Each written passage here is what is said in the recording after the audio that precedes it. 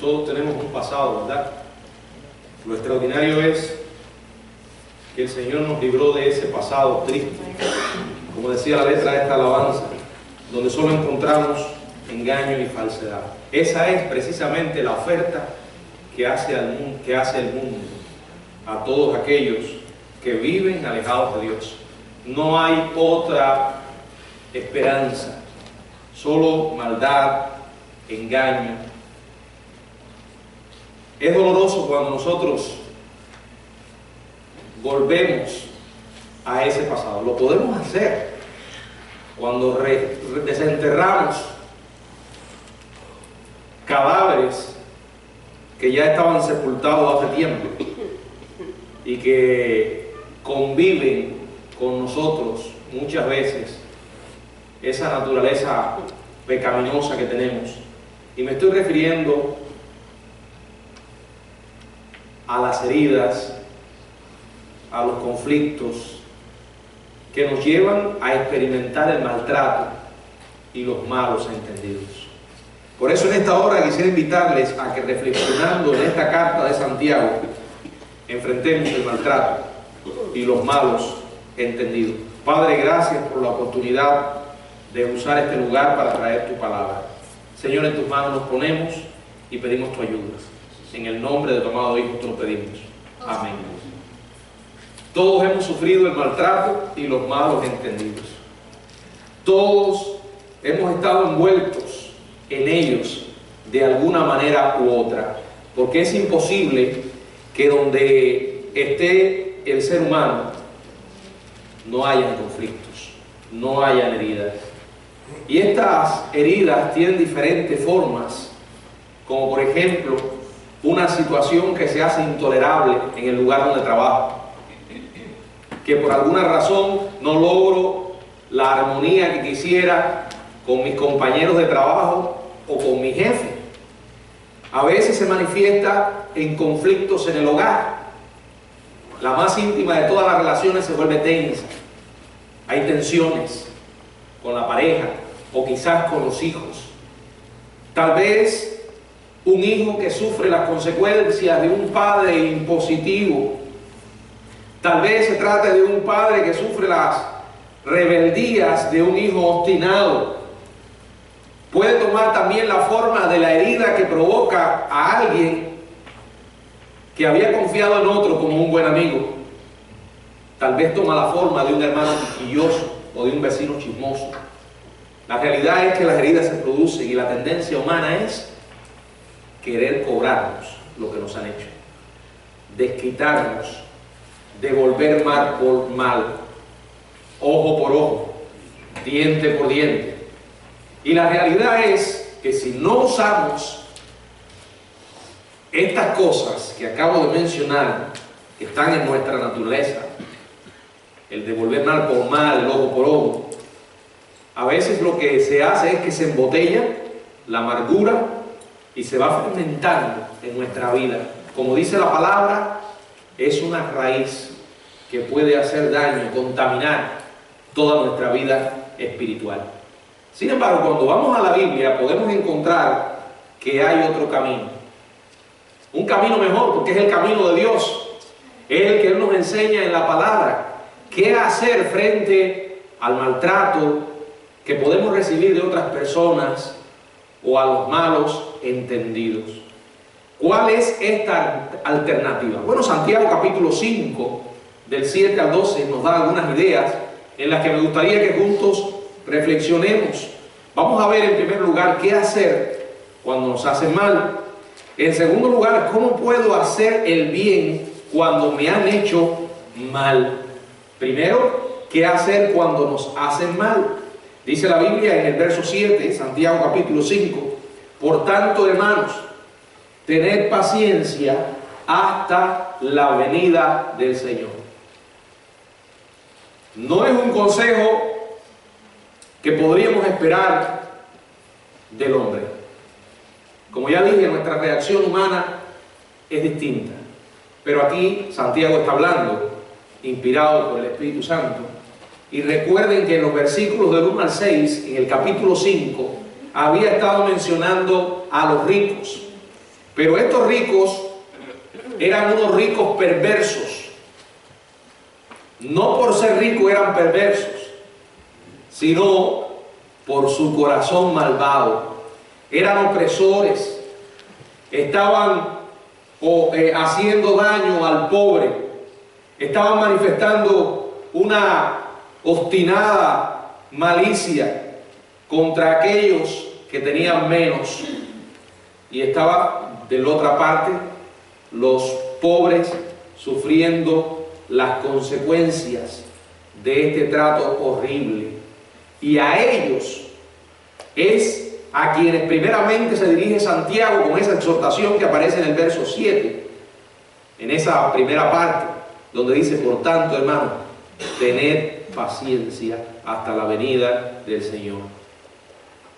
Es como si les dijera: a la luz del hecho del castigo final de los perversos que le oprimen, tengan paciencia, hermanos, llevándolo nuestra vida en medio de aquellas cosas que nos provocan dolor, que nos hieren, por las cuales sufrimos. La solución no es tomar el asunto en nuestras manos, sino confiar en Dios, y esa confianza se manifiesta en la paciencia. Dice ahí: tengan paciencia. ¿Hasta cuándo? Hasta que pasen los problemas, hasta que se solucione el conflicto en el que estoy ahora. Bueno, si piensa de esa manera, quiero decirle que en unos pocos meses volverá a estar en otro. El llamado es: tenga la paciencia como una manera de vivir. ¿Hasta cuándo?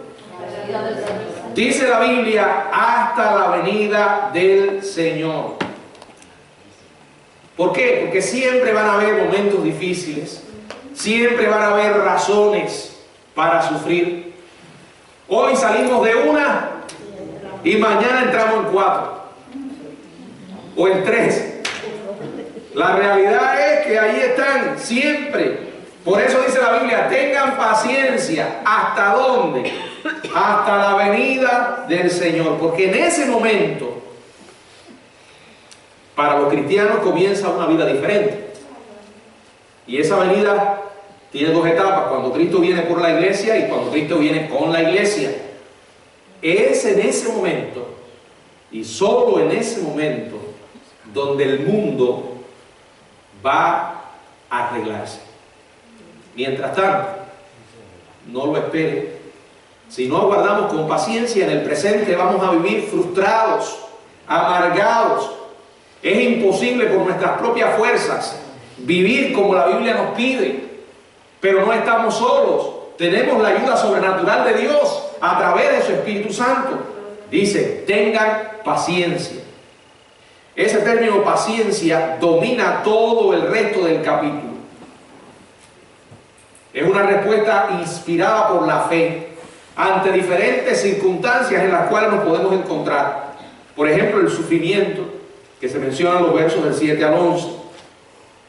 También la enfermedad que puede venir, y se va a mencionar en los versos 14 y 15. La tentación de tomar las cosas a la ligera, y eso incluye las cosas sagradas, como el nombre de Dios, que se menciona en el verso 12. El trato a la persona que se descarría o abandona la fe, en los versos del 19 al 20. En medio de todas esas circunstancias, el llamado es: tengan paciencia. Y lo segundo que Santiago hace es responder a la pregunta: ¿qué puedo hacer o cómo puedo hacer el bien cuando me han hecho mal? Ya vimos, la solución es paciencia. La paciencia es el resultado de la fe y la confianza en un Dios soberano, todopoderoso, que viene por su iglesia, y en ese momento, y solo en ese momento, todas las cosas se van a arreglar. Pero de manera práctica, Santiago nos presenta ahora algunas recomendaciones de cómo aplicar esa paciencia. La primera es precisamente lo que ya dijimos: tengan paciencia.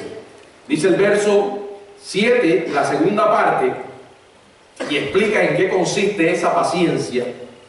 Miren cómo el labrador espera el precioso fruto de la tierra, aguardando con paciencia hasta que reciba la lluvia temprana y la tardía. Tened también entre vosotros paciencia. Él usa aquí la ilustración de un agricultor. El agricultor es un ejemplo de lo que es paciencia, lo que significa trabajar duro para después poder cosechar. En ocasiones la cosecha no resulta como el campesino esperaba. Están los fenómenos climáticos, las plagas y otras cosas que surgen y a veces hacen daño a la cosecha. Pero el campesino es paciente y no por eso deja de hacer su labor. La Biblia pone el ejemplo del campesino y dice que aguarda con paciencia. La palabra paciencia en griego es macrotsumeo, que quiere decir temperamento contenido. Sean pacientes no es sean tontos, no es eso. Tengan la sangre de horchata, no es eso. Es contengan su temperamento. Pongan su naturaleza bajo el control de una naturaleza más fuerte, que es la naturaleza sobrenatural de Dios. Santiago dice, cuando algo injusto tiene lugar, hagan brillar su luz, no pierdan el control, confíen en Dios. Pero vamos a ser honestos, hermanos, eso no es fácil, porque somos por naturaleza, ya dije, agresivos. Preferimos tomar por la garganta a los que nos ofenden. Dios dice, esperen en mí. ¿Qué quiere decir esto? Que cuando Cristo venga, Él hará justicia. Esa justicia perfecta que anhelamos no la vamos a encontrar en esta tierra jamás. No se engañe. No vuelva sus ojos a un ser humano, porque como tal no es justo tampoco. No hay justo ni aún uno. A veces llegamos a convertir en un ídolo a un hombre y llegamos a pensar que ese hombre tiene todas las respuestas. Bueno, cuidado, porque eso es precisamente lo que el mundo va a creer del anticristo. No hay quien haga el bien y nunca peque. La justicia perfecta solo se alcanza con Cristo. Por eso dice la palabra, tengan paciencia. ¿Hasta cuándo? Hasta la venida del Señor. Circunstancias negativas las podemos dar por sentado, pero no podemos olvidar que llegan a nuestra vida por voluntad de Dios. Él tiene un plan. El agricultor espera la cosecha, porque aún en medio de lo malo hay buenos frutos. Solo eso lo puede hacer Dios, y solo eso tiene sentido cuando uno tiene fe en Dios. De lo contrario es una existencia miserable, bien triste. Tengan paciencia. Segundo, afirmen sus corazones. Dice el verso 8, la primera parte, o la segunda parte, que dice, afirmad vuestros corazones, porque la venida del Señor se acerca. Nuevamente el énfasis está en el fin de los tiempos. ¿Qué significa afirmar los corazones? La palabra afirmar quiere decir establecer, respaldar, apuntalar. Cuando estamos bajo estrés, cuando estamos en tensión, el corazón se cansa. Por eso hay tantas personas por ahí que padecen de males cardíacos. Y por eso hay tantos infartos, porque es tanta la presión en la que se vive y de manera constante que el corazón se agobia. Por eso dice la palabra en el Salmo 55, verso 22. ¿Qué dice? Echa sobre Jehová tu carga. Póngale el nombre que le quiera poner. Pero la realidad es que todos tenemos cargas. Y son cargas que nos agobian. Dice, y Él te sustentará. Puede ser que ahora estés caído porque el peso de tu carga es tal que te derrumbó. Pero la Biblia dice, no dejará para siempre caído al justo. Y aquí yo tengo anotado ese otro conocido verso de 1 de Pedro 5:7. Echando toda vuestra ansiedad sobre Él, porque Él tiene cuidado de vosotros. Las cargas nos agobian, producen ansiedad en nuestra vida. ¿Qué hacer? Dice la palabra, ponla en las manos de Dios. Pedro dice, échala sobre Él. Y antes de decir, pónganla sobre Él, Él dijo otra cosa. Si ustedes miran el verso 6, 1 de Pedro 5:6, humillad pues bajo la poderosa mano de Dios. Y es interesante que hable de humildad. ¿Saben por qué? Porque si uno no es humilde como para reconocer que no puede, que no tiene la solución, jamás pondrá su carga en las manos de Dios. Acuérdense de Moisés, mientras él creía que podía resolver la situación o manejar lo que estaba ocurriendo, no confió en Dios. Tuvo que llegar al desierto, tuvo que caer derrumbado junto al pozo para aprender que no podía. Y hace falta humildad. Hace falta humildad para reconocer que hay situaciones que nosotros no podemos manejar y necesitamos de Dios. Y podemos decir, bendito sea el nombre de Dios cuando vivimos eso, porque ahí nos damos cuenta quiénes somos en realidad. Por eso dice la palabra, humíllense. ¿Bajo qué? Bajo la poderosa mano de Dios. Y entonces, así y solo así, podemos poner nuestra ansiedad. Y recuerden siempre, las palabritas en la Biblia son claves. El Señor no pone palabras por gusto. Dice, echando toda,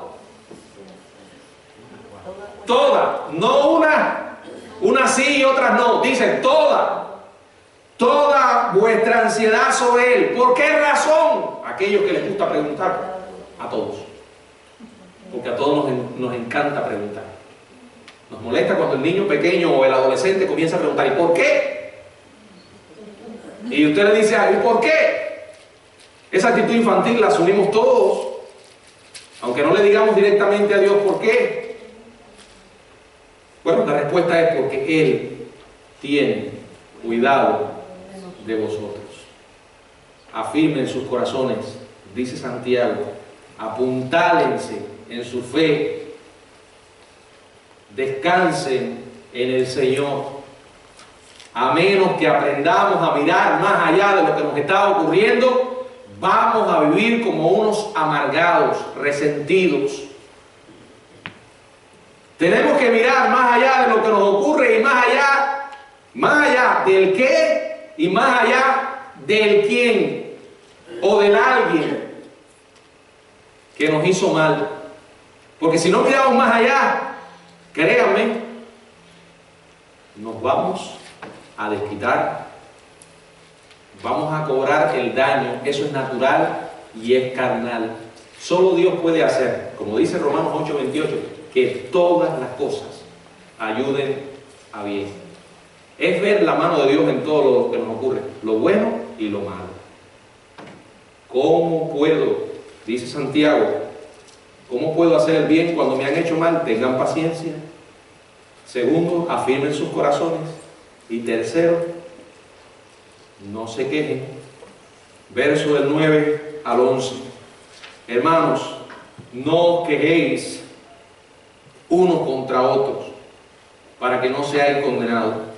He aquí el juez está delante de la puerta. Hermanos míos, tomad como ejemplo de aflicción y de paciencia a los profetas que hablaron en nombre del Señor. He aquí tenemos por bienaventurados a los que sufren. Habéis oído de la paciencia de Job y habéis visto el fin del Señor, que el Señor es muy misericordioso y compasivo. Pero sobre todo, hermanos míos, no juréis ni por el cielo, ni por la tierra, ni por ningún otro juramento, sino que vuestro sí sea sí y vuestro no sea no, para que no caigáis en condenación. Es una tendencia el quejarnos en medio de los problemas. Y como dice la Biblia, nos quejamos unos contra otros. Aquí hay una advertencia a no murmurar, a no rezongar, a no quejarnos unos contra otros. Si usted recuerda en el capítulo 4, en el verso 11, ya Santiago había dicho, verso 11 y verso 12, Santiago 4, 11 y 12. No murmuren unos contra otros, no se hagan daño unos a otros, porque el que juzga será sujeto al castigo de Dios. Lo dijo en el verso 12. Uno solo es el dador de la ley, que puede salvar y perder, pero tú quién eres para que juzgues a otro. La Biblia dice en Romanos 8:1 que ninguna condenación hay para los que están en Cristo Jesús. No hay condenación para los cristianos que se quejan, pero si hay disciplina. Hebreos capítulo 12 recuerda esto: como el Padre a su Hijo, así Dios disciplina a los cristianos. No se quejen. Hasta ahora no he visto que las quejas resuelvan algún problema. Si lo hace, o usted lo ha logrado quejándose, me dice. Porque yo me he quejado muchas veces y no he resuelto nada. Y si nos quejamos y no resolvemos nada, ¿para qué nos quejamos? Ahora, él pone el ejemplo aquí de los antiguos profetas hebreos. Vivieron momentos difíciles, pero aguardaron con paciencia. La Biblia dice, tómalos como ejemplos de paciencia. En el verso 10, hermanos míos, tomad como ejemplo de aflicción y de paciencia a los profetas que hablaron la palabra del Señor. El término profeta a menudo se refiere no solo a los que tenían el oficio profético, como por ejemplo Isaías y Daniel en el Antiguo Testamento, sino también a aquellas personas que hablaban y actuaban en nombre de Dios.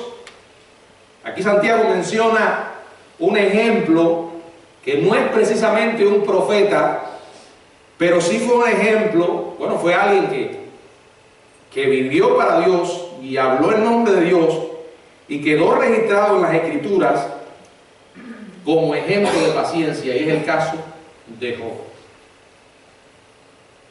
Todos sabemos que lo que él enfrentó fue un sufrimiento extremo. ¿Y cuál fue su actitud? Fue paciente. A pesar de que no entendía lo que estaba viviendo, a pesar del silencio de Dios, pero Dios fue testigo de todo lo que le estaba ocurriendo, y al final Él interviene y manifiesta, como dice el verso 11, su misericordia y compasión. Pero lo hace abundantemente, muy misericordioso y compasivo. Las quejas son un hábito malo que debemos desechar. No quejéis. Y aunque ya leímos ese versículo, quiero volver a leerlo porque trae otra idea. Y con esto termino. Dice, pero sobre todo, hermanos míos, no juréis ni por el cielo, ni por la tierra, ni por ningún otro juramento, sino que vuestro sí sea sí y vuestro no sea no, para que no caigáis en condenación. Cuando hay quejas, hay una actitud rebelde, carnal, y un deseo de que a cualquier precio nuestros problemas se resuelvan. Es la actitud de alguien que no puede vivir bajo presión.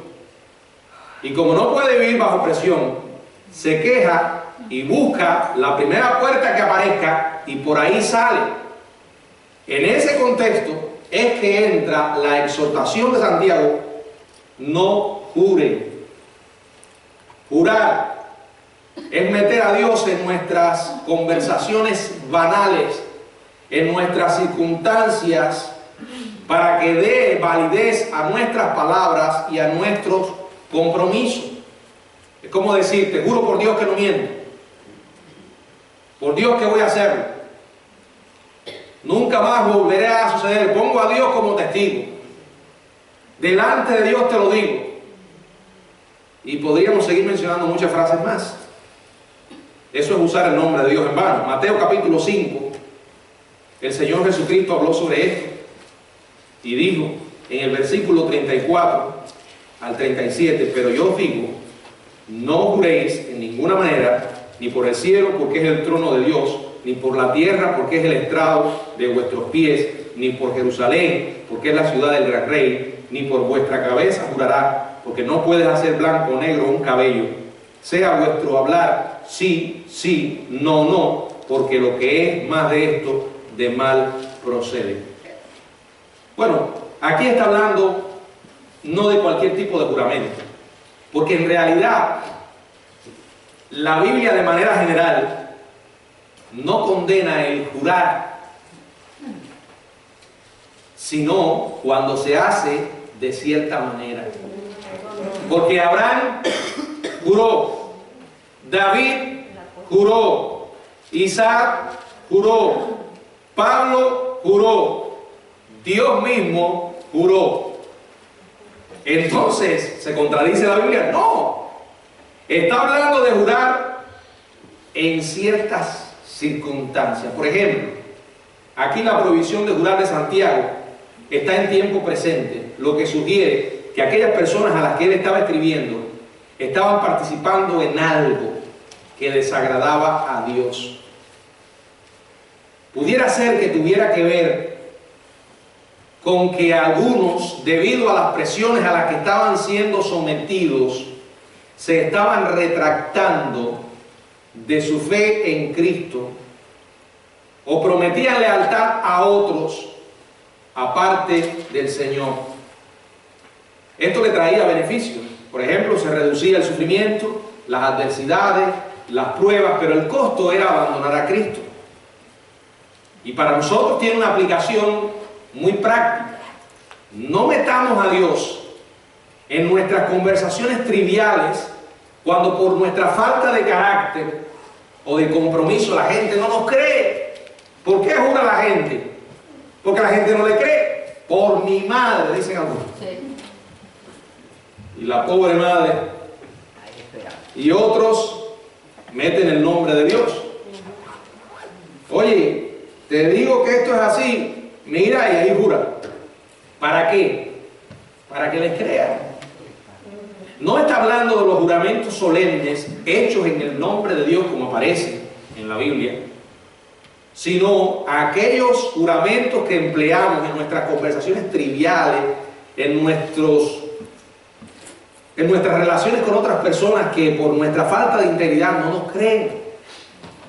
Dice la Biblia, sea vuestro hablar sencillo, vuestro sí sea sí y vuestro no sea no. Porque lo que viene de más, de mal, procede.